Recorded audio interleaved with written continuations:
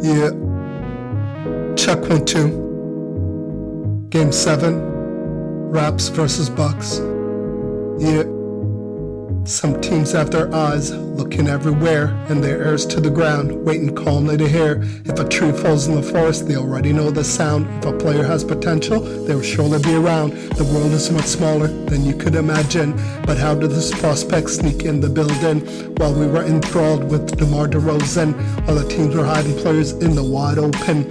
14 other teams could have taken a glance and decided that the intrigue didn't warrant the chance. It is luck or skill if a scout knew the depth and the talent that this player would eventually present. Still no one had the courage to stand up and ask. In the end they all determined to give him a pass. Then we're left with a player destined to dominate, and the Raptors with the apple meant to tempt fate.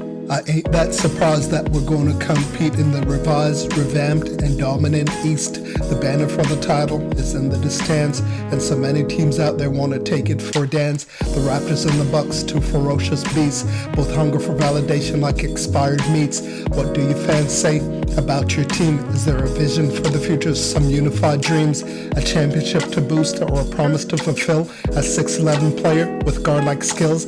When was the last time you truly made a case to be selected as a team competing in the race? You've had good players being selected all-stars. You've made some good runs and projected quite far. The Milwaukee Bucks even had their turn to give the Raptors a reason to crash and burn. But fortunate for Toronto, you didn't have the key to finish off the upset and secure the victory. The fans of the Raptors didn't sleep well knowing the balance of power could be with somebody else. In 2018, still the nightmares persist. On the 28th day, we were given all the fit. When it was time to play, we should have raised the flag because the shots kept falling each turn they had. We're talking three-pointers, layups, alley-oops, and dunks. Block shots, rebounds, and rejections at the front. Every player shined brightly and the passes were crisp, and all this was accomplished without Giannis. This play is complete and his actions are legit. No need to sell your future, he's already competent. A triple-double champion with more skills to get, and the funny thing about it, he's got two brothers left. But back to the topic we're discussing.